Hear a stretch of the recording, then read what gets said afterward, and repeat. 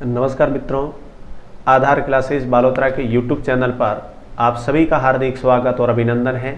महिला एवं बाल अपराध की सीरीज़ के अंदर आज कुछ महत्वपूर्ण तथ्यों के साथ मैं आपके सामने उपस्थित हुआ हूं। तो उन तथ्यों को लेकर के अपन बातचीत करेंगे। जैसे निर्भया कांड की अपन बातचीत करें तो निर्भया कांड भी एग्ज़ाम की दृष्टि से कुछ तथ्य पूछे जा सकते हैं, उनके बारे में ध्यान में देना है। आपको पता होगा 16 दिसंबर 2012 को नई दिल्ली के अंदर निर्भया कांड घटित हुआ।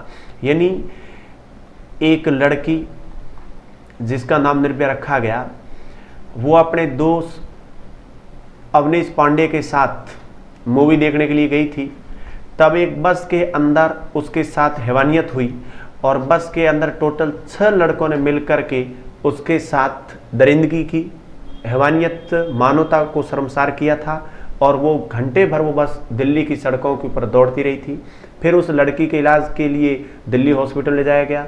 फिर वहाँ इलाज नहीं लगा तो उस लड़की को सिंगापुर रेफर किया गया, लेकिन उसके अंत में मृत्यु हो जाती है। पर देश के अंदर एक बवाल खड़ा हो जाता है। कारण ये रहता है कि टोटल जो 6 जने लोग थे, इनको गिरफ्तार किया गया था, जिनमें से 5 जनों को जेल में डाला गया था और एक लड़का नाबालिग था जिसका निकनेम राजू रखा गया था, क्योंकि कानूनों में ये प्रावधान कर रखा है जिस लड़के जो नाबालिग होते हैं तो उसकी आइडेंटिफाई है वो उजागर नहीं कर सकते हैं, उसका परिचय नहीं दे सकते हैं। कुछ कानूनी बाध्यताओं के कारण उसका नाम उजागर नहीं किया गया। लेकिन घटनाक्रम ऐसा था कि उन 6 लड़कों ने मिलकर के उसके साथ जो सामूहिक बलात्कार किया था बस की लास्ट सीट के ऊपर, और यहाँ तक बताया जाता कि उसके गुप्त अंगों के अंदर जो राड़ें होती है लोहे की, वो भी उसके अंदर प्रवेश करवाई गई।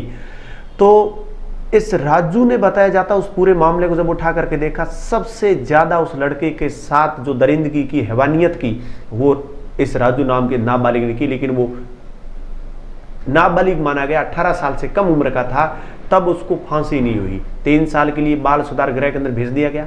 पर देश सड़कों के ऊपर उतरा आकर के देश के लोगों ने पूछा कि ये किस प्रकार के कानून है, जब इतना लड़का समझदार है, नाबालिग है पर बालिग वाली हरकतें करता है, तो उसको भी फांसी देनी चाहिए थी। और जो 4 लड़के और जो शेष जेल में डाले गए जिनसे पूछताछ हुई, तो उन्होंने जितना भी घटनाक्रम का जिक्र किया, उस राजू नाम के लड़के का जिक्र ज्यादा हुआ, उसने हैवानियत ज्यादा की।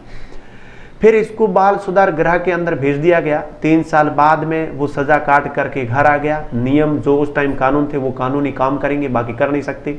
5 जनों को जेल के अंदर डाला गया, लेकिन उनमें से राम सिंह आत्महत्या कर लेता है, जेल के अंदर ही फंदा लगा करके झूल जाता है, विकलांग होता है, ये आत्महत्या कर लेता है।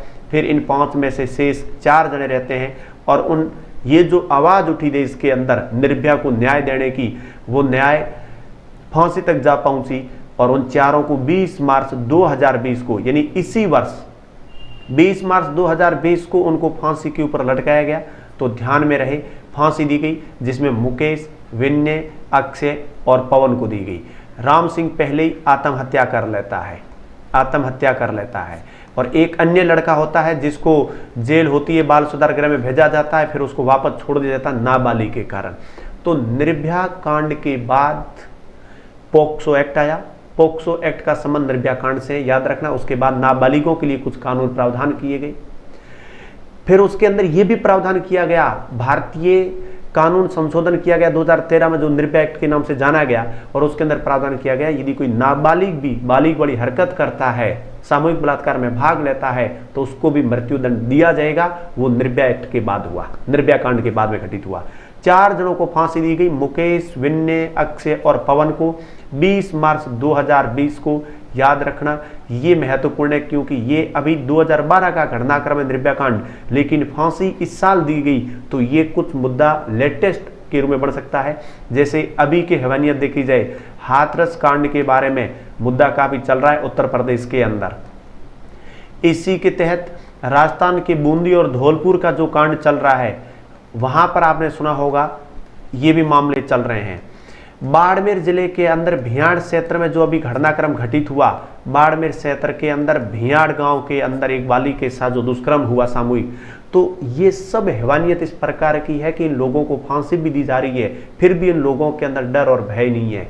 याद रखना, ये ऐसे लोग होते हैं जो हमेशा आसपास घूमते हैं, जो केवल ढोला मास्टर होते हैं, जिनका कैरियर से, घर वालों से कोई मतलब लेना देना नहीं होता है, जो एनी टाइम निकमे बैठे रहते हैं, घूमते रहते हैं, फिरते रहते हैं। अब ज़्यादातर मामले उठा करके देख लेना, जहां पर लड़का और लड़की परिपक्व अवस्था में नहीं है, यानी रजामंदी से काम नहीं होते, जहां जबरदस्ती के काम होते हैं, वो केवल ऐसे लोगों के द्वारा किए जाते हैं, क्योंकि उनके अंदर संस्कार इस प्रकार के होते हैं, वो हर एक एक बात को नेगेटिव थिंग से अपने माइंड के अंदर लेते हैं। जितने केस पाए गए हैं, आप आंकड़े उठा करके देखते हैं, 90% केस ऐसे होते हैं जिसके अंदर हैवानियत जानकार व्यक्ति के द्वारा घटनाक्रम घटित किया जाता है। जो आसपास में घूमते रहते हैं उनके द्वारा ही हाथ डाले जाते हैं, क्योंकि वो लोग ही उनकी कमजोरियों को जानते हैं और झांसे के अंदर फंसाने के अंदर लगे रहते हैं। ये घटनाक्रम बहुत ज्यादा, लेकिन इन रेप के मामलों में टॉप नंबर पर राजस्थान चल रहा है। 40% से ज्यादा मामले राजस्थान के अंदर उठे हैं, तो ये चीजें भी आपको ध्यान में रखनी है। तो क्वेश्चन सुने, निर्भया कांड 2012 में घटित हुआ, दिल्ली के अंदर घटित हुआ। निर्भया कांड के मामले में कितने लोगों को फांसी दी गई? 4 लोगों को फांसी दी गई। कब दी गई? 20 मार्च 2020 को दी गई। किन किन को दी गई? मुकेश को, विनय को, अक्षय को और पवन को फांसी पे चढ़ाया गया। इन चीजों को थोड़ा आपको ध्यान में रखना है। अब आगे देखिए, इसी के अंदर अपन नेक्स्ट कड़ी के अंदर जाएंगे। तो भारतीय कानून संशोधन 2013 याद रखें। अब ये भारतीय कानून संशोधन 2013 की जरूरत क्यों पड़ी? इसकी जरूरत पड़ी निर्भया कांड के बाद। निर्भया कांड के बाद देश के अंदर बवाल मंडा, एक बवाल खड़ा हो गया और उसके अंदर ये सीधा सीधा कहा गया कि जो नाबालिग होते हैं, ऐसे लड़के जो 18 साल से कम उम्र के होते हैं लेकिन उनकी हैवानियत खतरनाक हो और वो लोग भी इस प्रकार के कांड घटित करें जिसके अंदर लड़कियों को शर्मसार और इंसानियत को शर्मसार से झुकना पड़ता हो, उस राजू लड़के की वजह से, वो निकनाम रखा था, वो राजू लड़का नहीं था रियल में, उसकी आइडेंटिफाइड नहीं बताई गई थी। इस कांड के बाद भारतीय कानून संशोधन 2013 लाना पड़ा। इससे निर्भया एक्ट के नाम से भी जाना जाता है, क्योंकि निर्भया एक्ट के बाद में आया। JS वर्मा कमेटी की सिफारिश पर ये इसमें संशोधन हुआ और इसमें प्रावधान किया गया कि नाबालिग अपराधी को भी मृत्यु दंड का प्रावधान है। यदि नाबालिग है, जिसकी आयु 18 वर्ष कंप्लीट नहीं है, यदि वो भी बालिग वाली हरकत करेगा तो उसको भी मृत्यु दंड दिया जाएगा। यदि ऐसा कानून पहले होता तो वहां पर जो निर्भया कांड में 4 जनों को फांसी दी गई, वहां पर टोटल 5 व्यक्तियों को फांसी दे दी जाती थी। लेकिन ये कानून नहीं था, ये कानून बाद में आया, तो इसका उपयोग नहीं हुआ। तो 2013 निर्भया एक्ट आया, जिसका उद्देश्य था नाबालिग अपराधी को भी मृत्यु दंड का प्रावधान किया जाए। ऐसे लड़के जिनका मानसिक समझदारी के साथ वो ऐसा बड़ा घटनाक्रम घटित करे तो उनको भी मृत्यु दंड दिया जाएगा। आगे देखिएगा, मी टू अभियान। देखिए, एक बड़ा अभियान है। मी टू अभियान से संबंधित कुछ 2-3 पॉइंट बन सकते हैं, उनके बारे में अपन बातचीत करते हैं। मी टू अभियान क्या है? मी टू अभियान या मूवमेंट, जिसको लिखा जाएगा me too movement. Me too movement क्या है? ये एक ऐसा आंदोलन है जो महिलाओं के यौन उत्पीड़न और यौन हमले से संबंधित है। ये बड़े जो फिल्म क्षेत्र में कुछ एक्ट्रेस जो कार्य करती है, हॉलीवुड के कुछ बड़े बड़े वहाँ पर हीरो ने कुछ हीरोइनों के साथ में, महिलाओं के साथ में बलात्कार के मामले, यौन उत्पीड़न से संबंधित उनको परेशान किया। तो उनमें से कुछ महिलाएं आगे आई, उठी, उन्होंने बातचीत करके बताया कि भाई आपकी वहाँ पर जब एंट्री हुई या अपन भी आगे जब कार्य करने के लिए जाते हैं तो ये लोग किस प्रकार के झांसे देख करके आपका उपयोग किस प्रकार से करते हैं, वो कितना अपने पद का फायदा उठाते, वहाँ पर उनसे संबंधित जुड़ा मामला है। महिलाओं ने इस मामले को उठाया, भारत के अंदर तनुश्री दत्ता ने उठाया। सोशल मीडिया पर इस आंदोलन को चलाया जाता है, जिसमें महिलाओं को जागरूक किया जाता है, सतर्क किया जाता है, बताया जाता है कि ऐसे व्यक्ति जो आपको अपने कार्य या अपने पद का दावा करके उसका फायदा उठा करके आपके साथ यौन शोषण करें या बलात्कार करें या आपका उपयोग ले, तो आप उसके विरुद्ध आवाज उठा सकती है। पता नहीं इस आंदोलन से पहले कितनी भी महिलाएं दबी हुई रह सकती है जो अपनी इस बात को उठा नहीं पाई कि कहीं मैं ये बात बोल दूं और मेरे साथ कुछ और अलग ना हो जाए। तब ये मामला तनुश्री दत्ता ने अपने भारत के अंदर उठाया। अक्टूबर 2017 में ज़्यादा प्रचलन में आया। सबसे पहले ये हॉलीवुड हार्वी वाइनस्टीन, ये एक अमेरिकन हॉलीवुड के अंदर बड़े स्टार हैं। कई महिलाओं ने यौन उत्पीड़न के इनके ऊपर आरोप लगाए, इतने आरोप लगे इनके साथ कार्य करने वाली महिलाओं ने कि ये व्यक्ति हमारा फायदा उठाता है, उपयोग में लेता है, यौन उत्पीड़न है, बलात्कार करता है। फिर जितनी महिलाएं वहां पर अपनी बात रखी और खुली तो उनसे पता चला कि हर महिला के साथ लगभग ये घटनाक्रम घटित होता है। इस व्यक्ति को लेकर के अंतर्राष्ट्रीय स्तर पर यह आंदोलन शुरू हुआ, मी टू अभियान। एक इतना बढ़िया आंदोलन है जिसमें सोशल मीडिया के माध्यम से इस प्रकार के घटनाक्रमों को फैलाया जाता है, ताकि एक तो इन बड़े लोगों के अंदर भी भय पैदा हो कि यदि इस प्रकार की हमने हरकत की तो हमारा भी नाम इस प्रकार से जाएगा। और महिलाएं जितनी भी कार्यरत होती हैं उन सेक्टर में, वो सोशल मीडिया के माध्यम से एक से दूसरी महिला के साथ उस पूरी बात को शेयर करती है। तो मी टू अभियान यौन उत्पीड़न और यौन हमले के खिलाफ एक आंदोलन है। याद रखना विशेष चीज, मी टू अभियान किसके? यौन उत्पीड़न और यौन हमले के खिलाफ एक आंदोलन है। अक्टूबर 2017 के अंदर भारत में तनुश्री दत्ता ने इसको प्रारंभ किया गया, क्योंकि भारत के अंदर इसने एक व्यक्ति अपने नाना पाटेकर और एक गणेश आचार्य, इन दोनों के विरुद्ध उसने सेक्सुअल हरासमेंट से संबंधित कुछ बातें शेयर की इस तनुश्री दत्ता ने, और वो पूरी की पूरी बातें महिलाओं के साथ सोशल मीडिया पर शेयर कर दी और ये मी टू अभियान यहाँ से शुरू हो गया। तो ये आंदोलन सोशल मीडिया के माध्यम से चलाया जाता है। पूछा जाए किसके माध्यम से चलाया जाता है? सोशल मीडिया से। तो पहली बात, मी टू अभियान क्या है? यौन उत्पीड़न और यौन हमले के खिलाफ सोशल मीडिया पर चलाया गया एक महत्वपूर्ण आंदोलन है। प्रारंभ कब हुआ? अक्टूबर 2017 में हुआ। भारत में प्रारंभ किसने किया? तनुश्री दत्ता ने प्रारंभ किया। अंतर्राष्ट्रीय स्तर पर किसके ऊपर सबसे पहले यौन उत्पीड़न मी टू अभियान के तहत आरोप लगाए गए? वाइनस्टीन के विरुद्ध महिलाओं ने यौन उत्पीड़न से संबंधित उनके ऊपर आरोप लगाए कि इस प्रकार की हरकतें इन लोगों के द्वारा की जाती है। आगे की तरफ बढ़िएगा।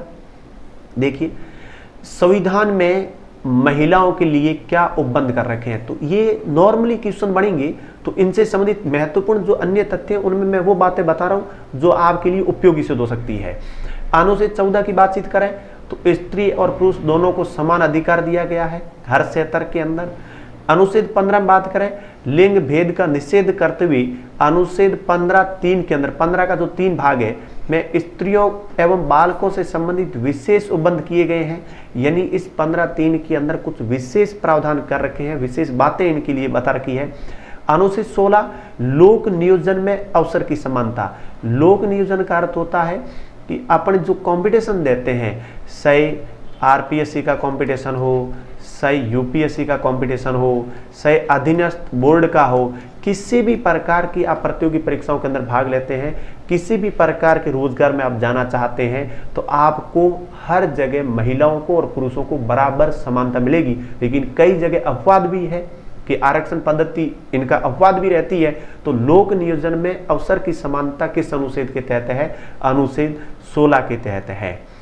आगे देखिए अनुच्छेद 21 की बातचीत करें तो अनुच्छेद 21 में देखो अनुच्छेद 21 में महिलाओं को हर प्रकार से जीवन जीने की स्वतंत्रता है। जीवन जीने की स्वतंत्रता इसमें महिला और पुरुष दोनों को दे रखी है, लेकिन महिलाओं के ऊपर कुछ बंदिशें होती है, उनकी कुछ स्वतंत्रताओं के ऊपर समाज के द्वारा, लोगों के द्वारा, परिवार के सदस्यों के द्वारा अंकुश लगाया जाता है। तो यह अनुच्छेद कहता है कि स्वतंत्रता सबको है और सब स्वतंत्र जीवन जी सकते हैं। अनुच्छेद 21 नोट इसमें क्या है? एकांतता का अतिक्रमण, निजता का अधिकार अनुच्छेद 21 द्वारा स्त्रियों को ही दिया गया है, क्योंकि ये विशेष उपबंध उनके लिए है। अनुच्छेद 39 की अपन बातचीत करें, महिलाओं को जीविकोपार्जन के समान अवसर, पुरुषों के बराबर वेतन आदि का प्रावधान किया गया है। यानी महिला पुरुषों को बराबर कार्य करने का, बराबर वेतन देने का अधिकार दिया गया है। महिलाएं भी कार्य कर सकती है, पुरुष भी कर सकते हैं, और उसी कार्य के लिए महिला और पुरुष के वेतन में भी भेदभाव नहीं होना चाहिए। ये बात की गई। अनुच्छेद 42 के अंदर प्रसूति सहायता का प्रबंध, जो महिलाएं कार्यों में लगी है, प्रसूति डिलीवरी से संबंधित उनको क्या क्या प्रावधान किए गए हैं। इसमें देखो नोट संबंधित मातृत्व लाभ अधिनियम 1961, ये अधिनियम मैं आपको पूरा डिटेल से पढ़ाऊंगा अलग से, जिसमें संशोधन हुआ था 2016 के अंदर। तो मातृत्व लाभ अधिनियम किस प्रकार से मिलता है, कितने टाइम की छुट्टी मिलती है, किस प्रकार से बच्चों के पालन पोषण देखरेख के लिए अवकाश दिया जाता है, तो ये जो एक्ट है ये मैं आपको अलग से पढ़ाऊंगा। तो इस एक्ट के अंदर 1961 वाला पढ़ेंगे, 1971 वाला गर्भाधान वाला एक्ट पढ़ेंगे, 1994 वाला जो कुछ ये स्कैनिंग परसों पूर्व निर्धारण वाले कुछ मामले हैं वो पढ़ेंगे। उसका पूरा एक वीडियो बनेगा जिसके अंदर वो पूरे एक्ट है वो अपने कंप्लीट हो जाएंगे। अनुच्छेद 51 क की बातचीत करें, अनुच्छेद 51 क सी के अंतर्गत प्रावधान है कि ऐसी प्रथाओं का त्याग करें जो स्त्रियों के सम्मान के विरुद्ध हो। 51 क के अंदर सी ABC भाग है, उसके अंदर कहा गया कि ऐसी प्रथाओं का त्याग करें जो स्त्रियों के सम्मान के क्या हो, विरुद्ध हो, उनका त्याग करना चाहिए। ये बात यहाँ पर इसके अंदर बताई गई है। तो आगे देखिएगा, नेक्स्ट देखिएगा, कुछ महत्वपूर्ण तथ्य मैं आपको याद करवा रहा हूँ। तो याद रखना मित्रों, जो मेरी क्लासें चल रही है उन क्लासों के अंदर आपको संपूर्ण कोर्स के टॉपिक वाइज आपको वीडियो प्राप्त हो रहे हैं।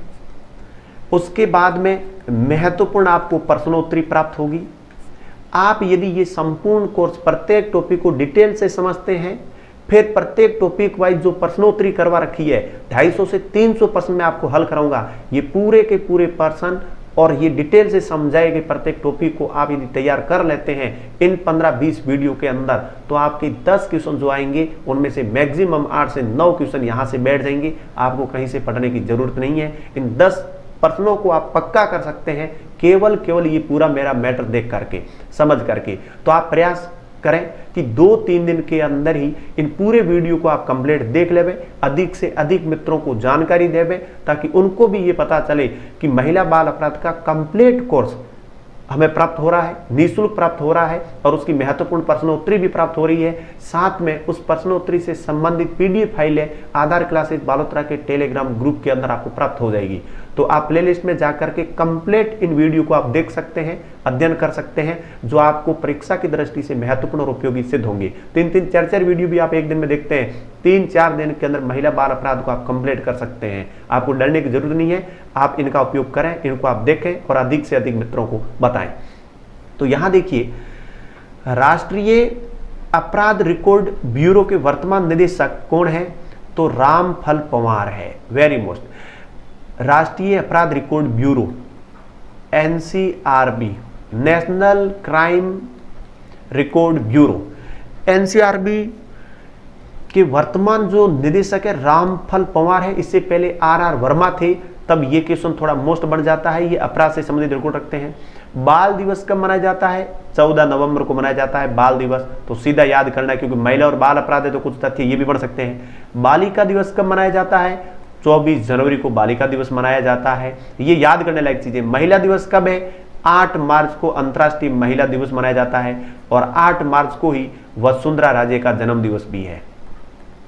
वसुंधरा राजे का जन्म दिवस भी कब है? 8 मार्च को। युवा दिवस कब मनाया जाता है? 12 जनवरी को। और युवा दिवस स्वामी विवेकानंद की जन्म जयंती पर मनाया जाता है। स्वामी विवेकानंद की जो जन्म जयंती है उसके अवसर पर युवा दिवस है वो मनाया जाता है। महिला सुरक्षा वर्ष कब घोषित किया गया?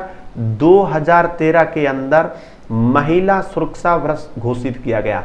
यानी ये केंद्र सरकार ने किया था। किसने किया था? आपके मन में कोई और डाउट रहेगा, केंद्र सरकार द्वारा महिला सुरक्षा वर्ष कब घोषित किया गया? तो 2013 को महिला सुरक्षा वर्ष घोषित किया गया। ये चीज भी आपको ध्यान में रखनी है। तो राष्ट्रीय अपराध रिकॉर्ड ब्यूरो के वर्तमान निदेशक रामफल पंवार है। स्टार्टिंग मैंने इसके बारे में जानकारी दे दी थी। बाल दिवस कब मनाया जाता है? 14 नवंबर को। बालिका दिवस तो 24 जनवरी को। महिला दिवस तो 8 मार्च को। युवा दिवस 12 जनवरी को। महिला सुरक्षा वर्ष 2013, इसके बारे में आपको ध्यान में रखना है। और महत्वपूर्ण तथ्य हम देखिए, महिला सशक्तिकरण वर्ष घोषित कब किया गया? 2001 को किया गया। महिला सशक्तिकरण वर्ष है वो 2001 को घोषित किया गया। कामधेनु योजना कहां संचालित की जा रही है? महाराष्ट्र में। महाराष्ट्र सरकार द्वारा कामधेनु योजना संचालित की जा रही है। इसके अंदर आप देख सकते हैं ऐसी महिलाएं जो अपंग है, परित्यक्ता है या आश्रयहीन है, इस प्रकार की महिलाओं की सहायता हेतु महाराष्ट्र सरकार के द्वारा एक योजना चलाई जा रही है जिसका नाम है कामधेनु योजना। अगली योजना है अपनी बेटी अपना धन योजना। अपनी बेटी अपना धन योजना किस सरकार के द्वारा? हरियाणा सरकार के द्वारा चलाई जा रही है। इस योजना के तहत लड़कियों को बढ़ावा देने के लिए जन्म पर 2500 रुपये की राशि दी जाती है और वो जब 18 वर्ष की कंप्लीट हो जाती है तो उसके खाते में 25,000 रुपये की राशि दी जाती है। इसी प्रकार की इसी से रिलेटेड एक राजस्थान के अंदर योजना चलती है राजश्री योजना। इसी प्रकार की योजना राजश्री योजना राजस्थान सरकार के द्वारा चलाई जा रही है। 1 जून 2016 को प्रारंभ हुई थी और लड़की जब 18 साल की कंप्लीट हो जाएगी और 12वीं कक्षा पूर्ण कर लेगी तब उसको 50,000 रुपये अलग अलग किस्तों में जन्म पर, 1 साल के होने पर, फर्स्ट क्लास में, 5वीं क्लास में, 11वीं क्लास में और 12वीं कंप्लीट करने पर 50,000 रुपये की योजना ये राजस्थान से रिलेटेड है। और इस योजना के तहत टोटल जो राशि दी जाती है वो कितनी दी जाती है? 50,000 रुपये की राशि दी जाती है। ये सब महिला और बालिकाओं के उत्थान के लिए चलेगी योजना है। कल्प वृक्ष योजना की यदि अपन बातचीत करें तो ये ऐसी योजना है जो आदिवासी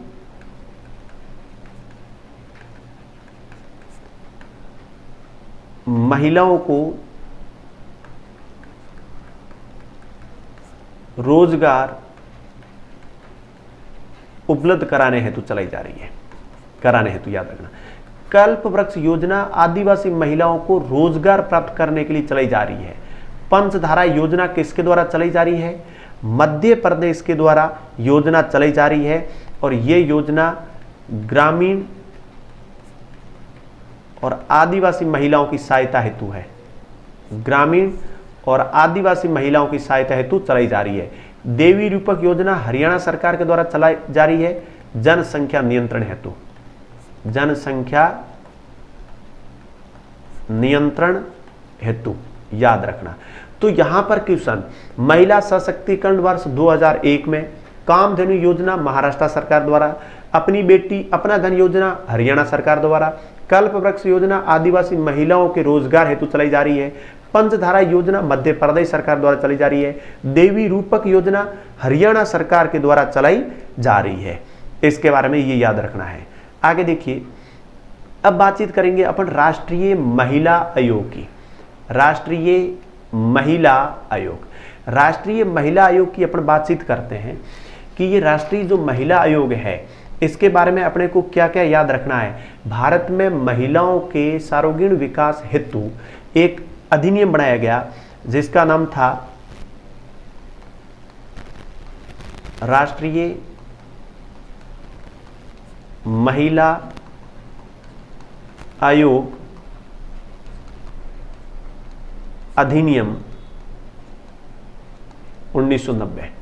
राष्ट्रीय महिला आयोग अधिनियम 1990, इस आयोग को बनाने का जो उद्देश्य था, इसका एकमात्र उद्देश्य था कि महिलाओं का सर्वांगीण विकास किया जाए, महिलाओं के उत्थान हेतु, महिला के उत्थान हेतु इसका ये एक अधिनियम बनाया गया। इस अधिनियम के तहत राष्ट्रीय महिला आयोग का जो गठन है, जो स्थापना है, वो 1 अप्रैल 1992 को की गई थी, याद रखना। इसमें कुल सदस्य 6 होते हैं, ये अध्यक्ष सहित है, याद रखना। अध्यक्ष सहित टोटल सदस्य कितने होते हैं? 6 होते हैं और उनका कार्यकाल कितना होता है? 3 वर्ष का होता है। प्रथम अध्यक्ष राष्ट्रीय महिला आयोग की सुश्री जयंती पटनायक थी और वर्तमान अध्यक्ष पूछा जाए तो वर्तमान अध्यक्ष कौन है? रेखा शर्मा है। वर्तमान अध्यक्ष कौन है? रेखा शर्मा है। इनके बारे में आपको ध्यान में रखना है, ये जो टोटल सदस्य होते हैं, इन सदस्यों में कम से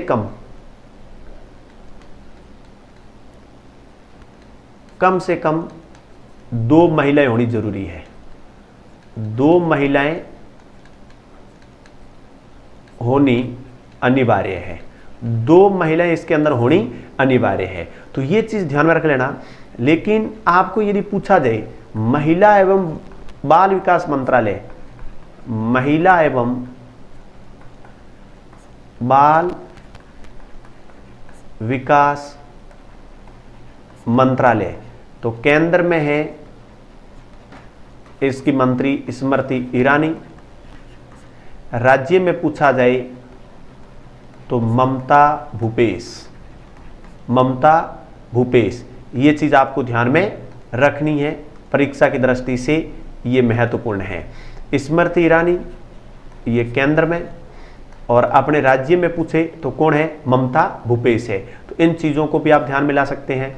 महिला एवं बाल विकास मंत्रालय, केंद्र सरकार में जो भी मंत्री वो कौन है, स्मृति ईरानी है। राज्य सरकार में जो मंत्री पद पे है वो कौन है, ममता भूपेश है।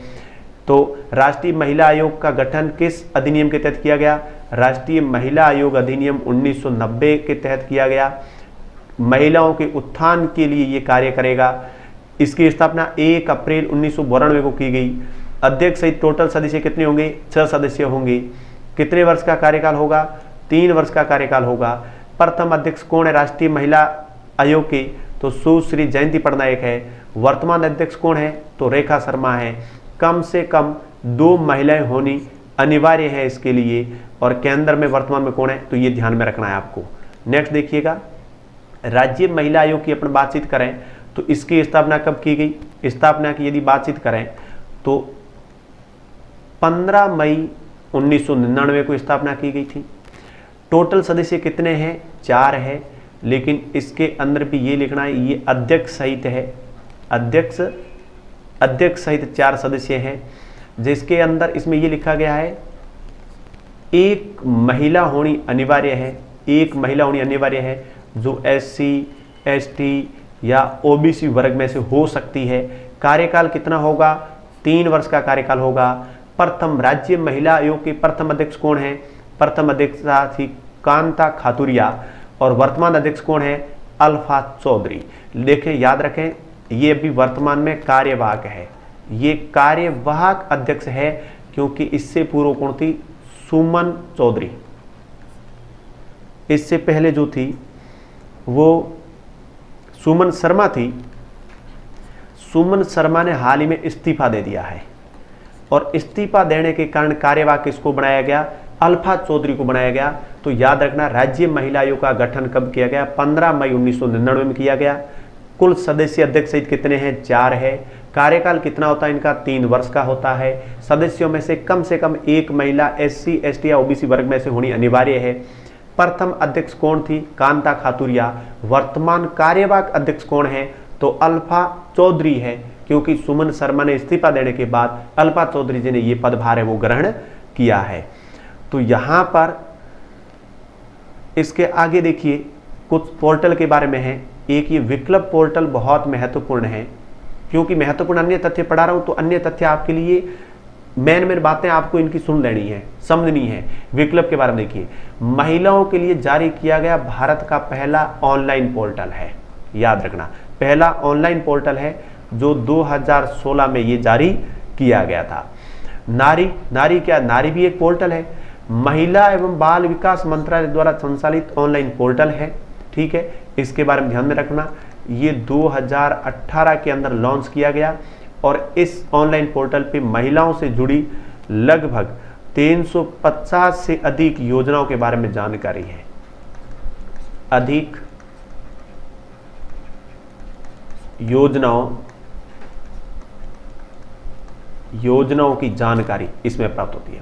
महिलाओं से संबंधित हेल्पलाइन नंबर 1090 1090 1091 112 और 1181, यानी 1090 1091 112 181 ये महिलाओं से संबंधित हेल्पलाइन नंबर है। महिलाएं हेल्प ले सकती है। तो भारत का महिलाओं से संबंधित पहला ऑनलाइन पोर्टल कौन सा था, विकल्प था। नारी जो पोर्टल है महिलाओं से संबंधित, महिला एवं बाल विकास मंत्रालय द्वारा संचालित है। महिलाओं से जुड़ी 350 से अधिक योजनाओं के बारे में जानकारी इससे प्राप्त होती है। स्वाधार योजना, इस योजना से संबंधित पूछा जा सकता है।